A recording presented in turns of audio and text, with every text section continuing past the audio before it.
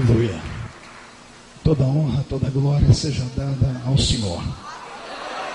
Cumprimento os irmãos com a paz do Senhor. Cumprimento os irmãos com a paz do Senhor. Quantos estão felizes hoje aqui? Deixa-me ver. Escolha uma pessoa bonita do seu lado e dê um sorriso para ela. Ficou difícil? Se ficou difícil, pode olhar para mim aqui e sorrir, ok? Os que estão assentados, vamos estar em pé, por favor. Estou muito feliz em poder estar aqui mais uma vez. Enquanto o convite não chegou, eu não sosseguei. Eu falei, será que esse ano não vem? Aí quando o pastor Samuel me ligou, eu fiquei muito feliz e honrado. Como ele disse, já virou algo religioso, né?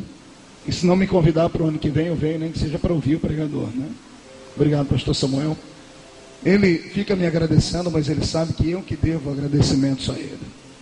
Deus usou essa semana mais uma vez na minha vida, semana passada, melhor dizendo, e uma grande bênção nós recebemos através da vida desse profeta do Senhor.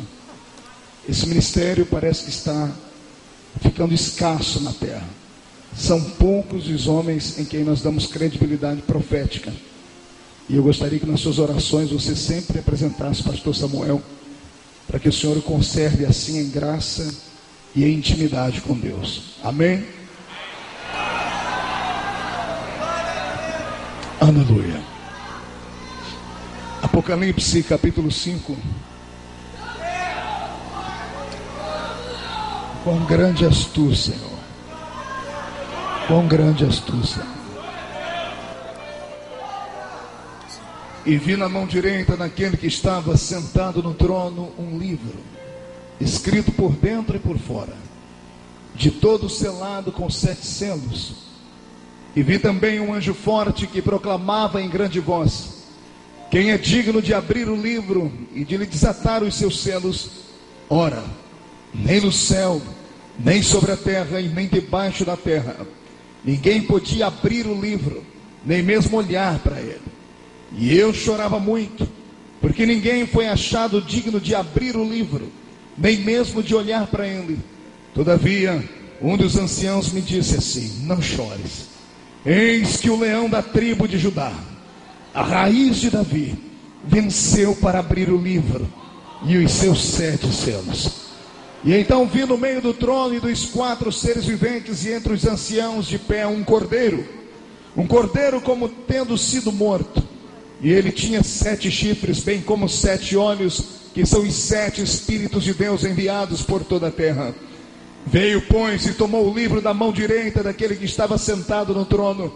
E quando tomou o livro, os 4 seres viventes e os 24 anciãos prostraram-se diante do cordeiro, tendo cada um deles uma harpa e taças de ouro cheias de incenso, que são as orações dos santos. E entoavam um novo cântico, dizendo: digno és de tomar o livro, de abrir os seus selos, porque foste morto e com teu sangue comprastes para Deus os que procedem de toda tribo, língua, povo e nação. E para o nosso Deus os constituíste reino e sacerdotes, e reinarão sobre a terra. Vi e ouvi uma voz de muitos anjos ao redor do trono, dos seres viventes, dos anciãos, cujo número era de milhões e milhares de milhares, proclamando em grande voz: digno é o cordeiro que foi morto de receber o poder, e riqueza, e sabedoria, e força, e honra, e glória, e louvor. E então ouvi que toda criatura que há no céu e sobre a terra, debaixo da terra e sobre o mar, e tudo que há neles, estava dizendo: aquele que está sentado no trono e ao cordeiro, seja o louvor, e a honra, e a glória, e o domínio, pelos séculos dos séculos. E eu digo amém. Feche a Bíblia, coloque no banco, coloque na cadeira, pegue na mão da pessoa mais bonita do seu lado, mais perfumada. Aperte a mão do irmão com carinho, da irmã com carinho, até eles falarem aleluia. Pentecostal que não faz barulho está com defeito de fabricação.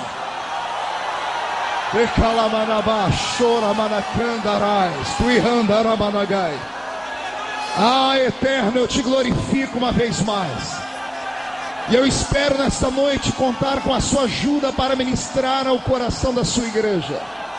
Na medida em que eu estiver pregando, Pai, abra o céu sobre esta congregação e desabe a sua glória sobre todos nós, Pai. Cerque esta igreja, Senhor, e num raio de 5 quilômetros onde houver um demônio alojado, eu dou a esses demônios 5 segundos para desaparecerem daqui, porque se não sumirem, serão queimados pelo poder da sua glória que virá sobre nós. E o segundo pedido que faço, ó Deus, é um pedido de atrevimento. Se ainda tenho crédito no céu contigo como pregoeiro da sua palavra, abre a porta do céu sobre este lugar e envia do céu para a terra uma comitiva de anjos de fogo, que eles comecem a esparramar brasas de fogo entre nós, e onde houver um crente batizado com o Espírito Santo, renova ele agora, meu Senhor.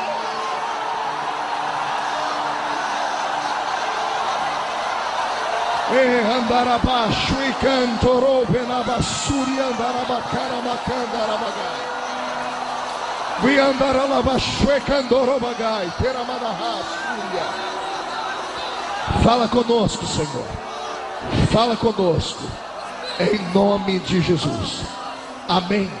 Amém e amém. Os que podem, tomem o seu assento, e os que não podem, permaneçam de pé comigo. E todos, uma grande salva de palmas a Jesus, porque Ele merece. Glorificado seja o nome do Senhor. Pergunte para o seu irmão se ele está preparado para uma viagem agora. Preparados, senhores, pastores, companheiros, levitas? Preparados aí em cima, preparados, preparados, preparados, preparados, preparados. Vamos viajar. Eu vim perguntando ao Senhor o que pregar nessa vigília, visto que os crentes do Rio de Janeiro são abastecidos diariamente com muitas palavras reveladas, porque essa terra é uma terra próspera em pregadores, em profetas, em levitas.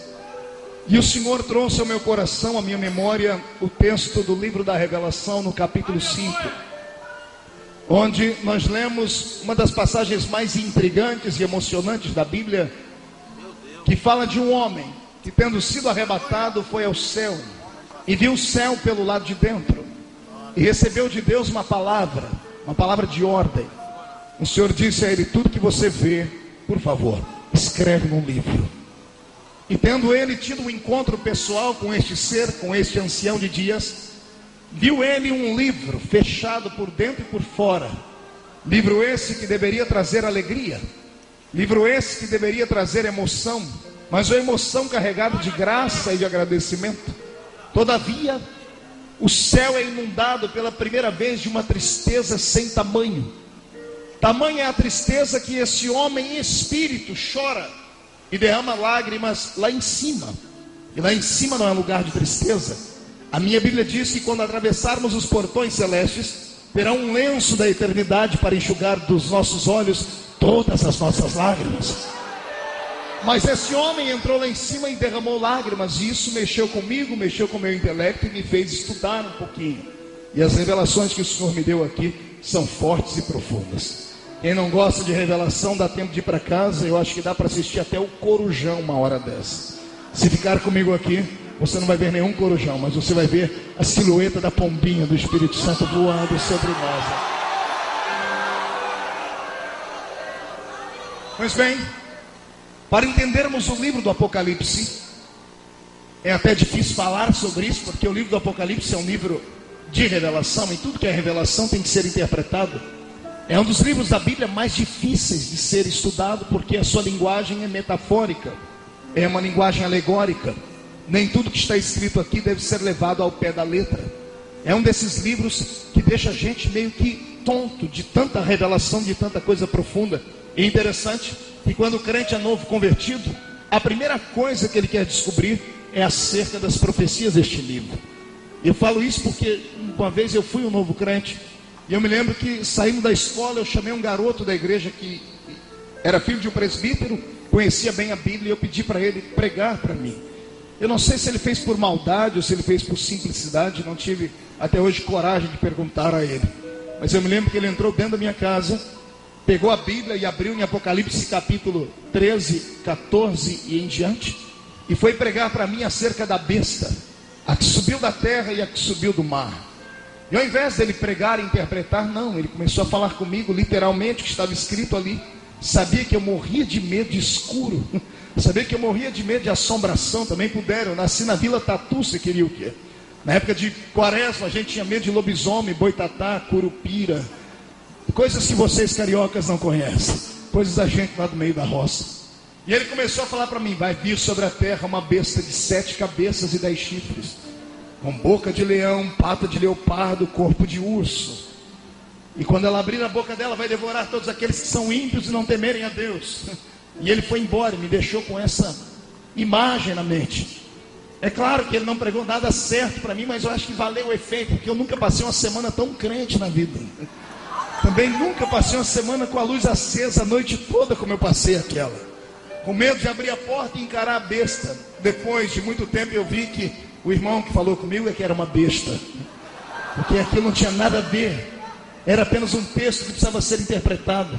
7 cabeças, 7 montes, onde uma grande cidade estará alojada, 10 chifres, 10 grandes reis, que virão de um outro lado, quem sabe da Europa antiga. E eu precisaria aqui de pelo menos umas 15 horas para falar sobre escatologia bíblica, e nós não temos tempo para isso. Isso é apenas para lançar luz a você, que este livro não é um livro de fácil interpretação.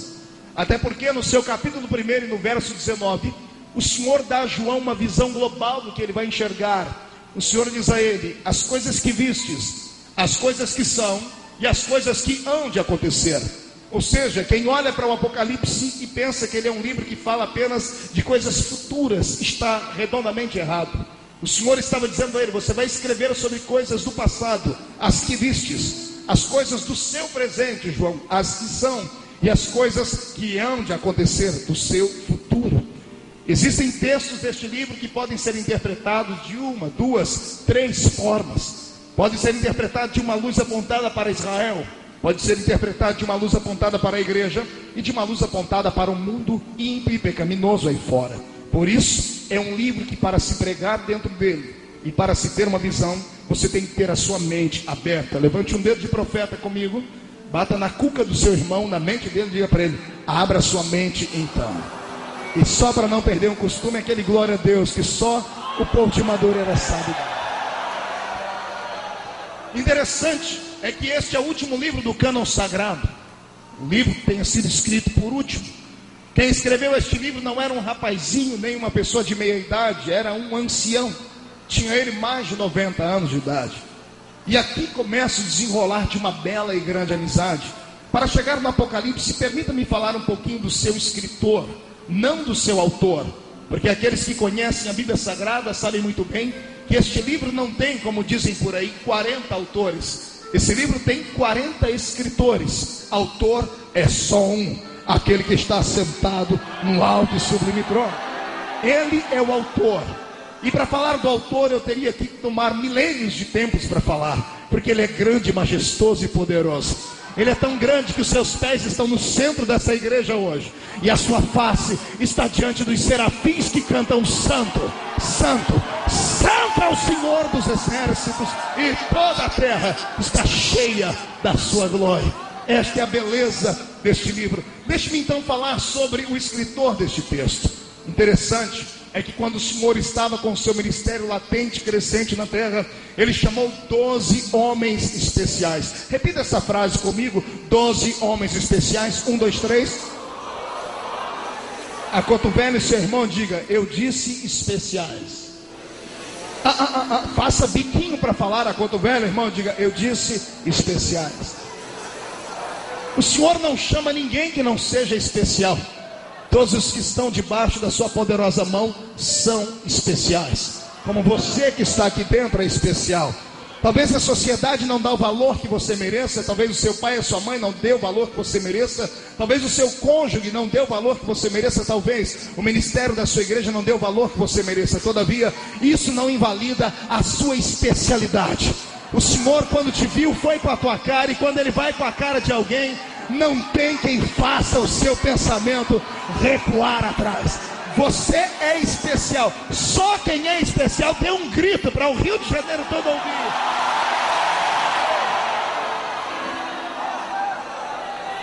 Agora, no meio dos especiais, existem aqueles que são mais especiais. Pastor Marco, calma aí, porque aí o senhor vai pecar, porque a Bíblia diz que Deus não faz acepção de pessoas, somos todos iguais. De fato, somos especiais para Deus de maneira idêntica no questão da salvação. Ele é salvador de todos, mas é Senhor de apenas alguns. Para salvar, Ele não faz acepção de cor, de credo, de raça. Porém, para usar, aí Ele tem os seus xodozinhos. Aí Ele tem aqueles que são diferentes. E eles são diferentes, embora sejam especiais, são diferentes. São diferentes não porque Ele os fez diferentes, mas porque eles conquistaram a atenção dEle de uma maneira diferente. É como um pai que tem vários filhos. Eu tenho 3 filhas. Cada uma delas tem o seu peso, cada uma delas tem a sua beleza, cada uma delas tem o seu poder de persuasão para comigo que sou pai. Mas a menorzinha de todas, eu insisto sempre em contar a sua história. É a que mais me chama a atenção. Não porque ela seja mais bonita do que as outras, até porque as 3 são lindas, são muito parecidas com o pai. É uma beleza assim, incomum. São lindas, Karen, Kathleen e Camille. Porém, Camille, a menorzinha, é diferente.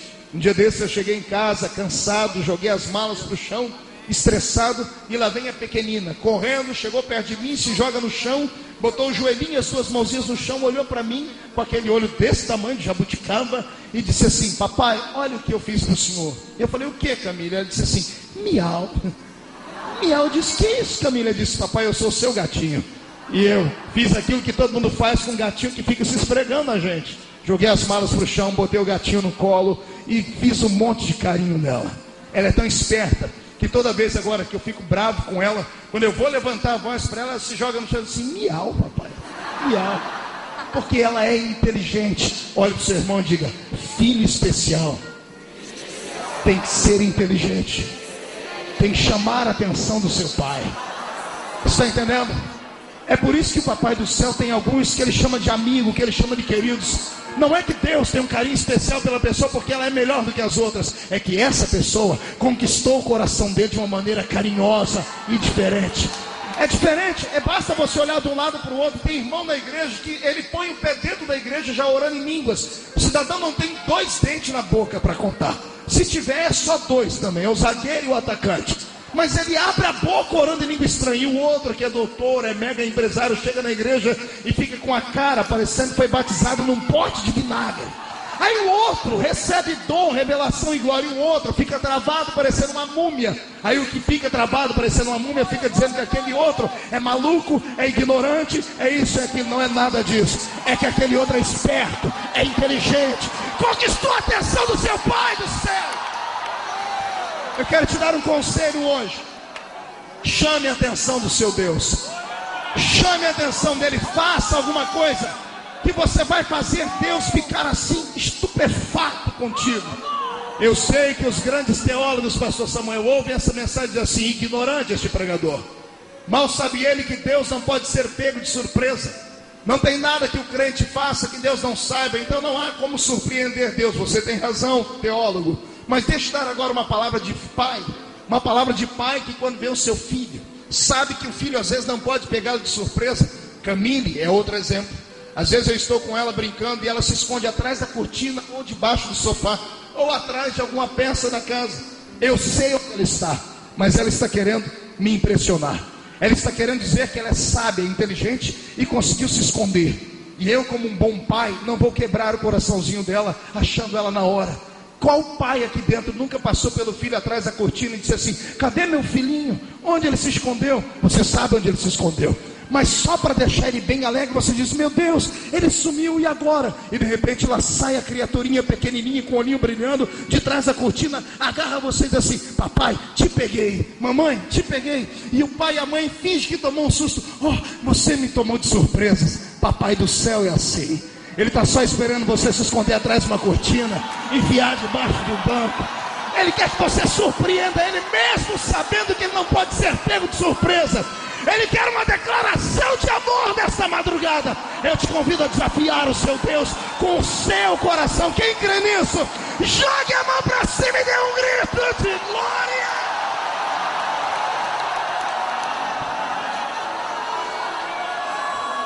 O meu Cristo teve 12 homens especiais, mas ele teve 3 que eram acima da média: Pedro, Tiago e João. Cada um deles tinha algo que chamava a atenção no seu Cristo. Cada um deles fez com que o coração do Senhor se voltasse para eles. Talvez Pedro tenha conquistado Jesus pelo seu temperamento, pela sua petulância. Pense no homem desequilibrado. Pense no homem que deixou Jesus em saia justa várias vezes. Pense no homem que da metade do que falava você tinha que jogar fora, que ele só colocava o grupo em risco. Pense num homem que era espavitado. Era Pedro, parecido com você e comigo, completamente anormal e desequilibrado. É Jesus de joelho querendo lavar o pé de todo mundo, e Pedro, não sei se porque tinha chulé, porque tinha frieira, unha encravada, eu não sei. Pedro escondeu os pezinhos para trás e disse assim: o meu pé o senhor não lava. Jesus olha para ele e diz: Pedro, se eu não lavar o seu pé, Pedro, você não tem parte comigo. Aí Pedro, ele era 8 ou era 80? Ele logo estende os braços, as pernas e o pé e diz: Senhor, então não lava só os pés, lava o meu corpo inteiro, Senhor. Me dá um banho, Senhor, me dá um banho por inteiro, Senhor. Por essas e outras atitudes ele conquistou o coração do Senhor. Lembre da cena, o Senhor no meio do mar, 12 discípulos atracados no mastro de um barco, amedrontados, gritando: tem um fantasma no meio das águas. E o fantasma grita lá do meio: não sou um fantasma, sou eu. E todo mundo gritando: é um fantasma sim. E só a vozinha de Pedro no meio de todo mundo grita em direção à figura fantasmagórica que estava no meio do mar, porque a tempestade desgraçava a silhueta daquele ser que vinha andando, e por isso não dava para se imaginar o que era. Mais a vendaval soprando, mais o mar agitado, e Pedro grita lá para o meio do mar: se é o Senhor, me manda ir aí. E lá do meio do mar vem a doce voz dizendo: vem Pedro, salta nas águas, vem. E eu imagino todo mundo gritando: Pedro, não vai, você é maluco, a gente não sabe se é ele. Pedro, pode ser Iemanjá, Pedro. Pedro, pode ser Dagon. Pedro, pode ser uma sereia, Pedro. E Pedro não está nem aí para aquele que eles estão dizendo. E outra, não era nem um pouco equilibrado. Se fosse equilibrado, ia jogar uma escada para fora do barco, ia descer devagarinho, ia colocar o pé nas águas para ver se elas estavam duras para poder andar. Pedro, se eu conheço bem ele deu foi logo um salto em cima das águas. Se fosse um monstro, ele teria afundado, mas era o Senhor que estava ali. Quando ele bateu os pés nas águas, as águas firmaram. Ele gangorra para um lado, gangorra para o outro, olha para trás de gente. Não precisa ter medo, é ele. Só ele tem poder sobre as águas do mar. Aí eu sei que os críticos de plantão vão dizer: pastor, mas ele afundou. Pastor, eu sei que ele afundou, mas a culpa não foi dele, a culpa foi do vento. O dia que você ler o texto, leia direitinho, você vai ver que o vento tirou a atenção de Pedro. No meio da tempestade, o vento batia no cabelo dele e fez ele olhar para a esquerda. Quando ele olhou para a esquerda, ele viu tribulação. Quando ele olhou para a direita, ele viu uma infinidade de problemas que poderiam matá-lo. E isso fez a sua fé esmorecer por um tempo. Ele afundou, mas o Senhor não deixou ele morrer. Pedro está dentro do barco agora. Tem 11 discípulos se desculpando, dizendo: Senhor, eu não pulei nas águas porque eu não queria te envergonhar, não queria te testar. O Senhor não precisa provar mais nada. Eu só gritei fantasma porque todo mundo gritou, senão eles iam me chamar de uma pessoa diferente. Todo mundo dando uma palavra de desculpa, e no final todo mundo dizendo: Senhor, nós não queríamos te envergonhar. Já pensou? Toda vez que alguém lembrar dessa história, vai lembrar que Pedro é um homem de pouca fé. E eu imagino Pedro enxugando o cabelo, pedindo a oportunidade, dizendo: gente, eu quero falar. E todo mundo diz: fala, Pedro. E ele levanta e diz: vocês têm razão. Toda vez que alguém lembrar dessa história, vão me chamar de homem bully, homem de pouca fé. Vão me chamar de homem chaleira, homem de pouca fé. Mas toda vez que alguém contar essa história, vão ter que falar que só 2 seres no universo conseguiram quebrar a lei da gravidade, andaram em cima das águas. Um foi ele, o outro fui eu. Pedro, eu andei em cima das águas. E a multidão dos 11 grita: mas afundou. E ele rebate: mas eu andei. Mas você afundou. Mas eu andei. Mas você afundou. Mas eu andei. O que importa é andar. O que importa é experimentar. Aqui eu quero deixar um conselho para você que tem sonhos. Quero deixar um conselho para você que vê o seu ministério minguar por causa dos outros. Escute uma palavra. Deus ama homens de coragem. Deus ama homens e mulheres apaixonados por Ele ao ponto de ir até o limite. É melhor ir, bater a cara no muro, cair e voltar e se arrepender de ter ido e caído, do que passar a vida inteira arrependido de não ter tentado.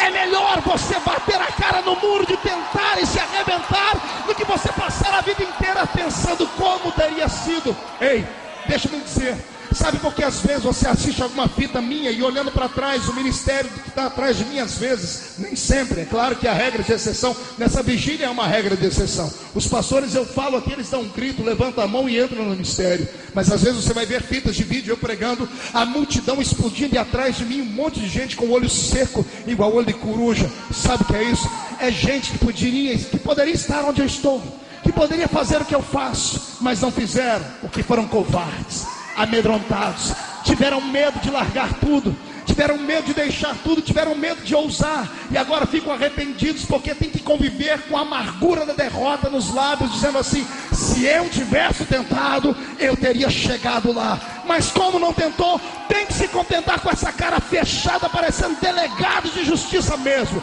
E eu estou dando de ombros assim, sabe por quê? Porque eu tive coragem, e eu te desafio a ter coragem. Lute pelos seus sonhos, lute pelos seus sonhos, lute pelos seus projetos, acredite na sua chamada, acredite no seu ministério, deixa o Senhor te usar.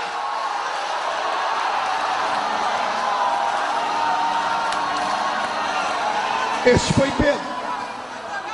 Entre os 12, Pedro teve um lugar de destaque. Ele virou amigo do Senhor. Eu separo assim, seguidores e amigos. Tinham homens que só seguiam o Senhor, outros se aproximaram dele em forma de amigos. Um outro foi Tiago, também puderam. Tiago era um evangelista daqueles arretados. Foi pregar numa cidade, eu não sei se não deram oferta para ele, porque evangelista só fica na carne quando ninguém dá oferta para ele. Eu sei que ele voltou para Jesus e falou: Senhor, não me receberam bem naquela cidade. Eu posso orar para cair fogo e destruir a cidade inteira, Senhor? Jesus olhou e falou: claro que não. Mas Jesus gostou da atitude dele. Falei: esse camarada tem coragem. Mas lá na frente vem a mãe do próprio Tiago interceder, dizer: Senhor, quando o Senhor entrar no seu reino, um dos meus filhos pode ficar à sua esquerda e o outro à sua direita. E Jesus tem que explicar, porque no céu só fica bem aqueles que estão do lado direito, porque à esquerda só fica bode, tem que ter tudo ovelha. Mas Jesus gostou da atitude. Era gente que tinha vontade de crescer, era gente que tinha vontade de ocupar um lugar especial no coração do Mestre. E Deus, o meu Cristo, apontou, e Tiago virou amigo de Jesus. Se você perguntar para o irmão do seu lado o nome dos 12 apóstolos, vai ser uma confusão daquelas. Ninguém lembra o nome dos 12 apóstolos. Tenta. Pergunta para o seu irmão: me dá o nome dos 12 apóstolos de cor. Vai lá. Se eu perguntar para nós aqui, obreiros, é perigoso a gente não lembrar. Lembra aí, Gesiel, o nome dos 12. Não sai nem com reza brava. Fala aí, pastor Daniel. Só o mestre que parece pastor Gesiel Gomes, às vezes, para pregar, fala o nome dos 12. Não dá, trava. Agora, se eu perguntar, fale o nome de algum discípulo, vai falar todo mundo. Pedro. 1, 2, 3. Olha para o seu irmão e diga: por que você conhece os 3?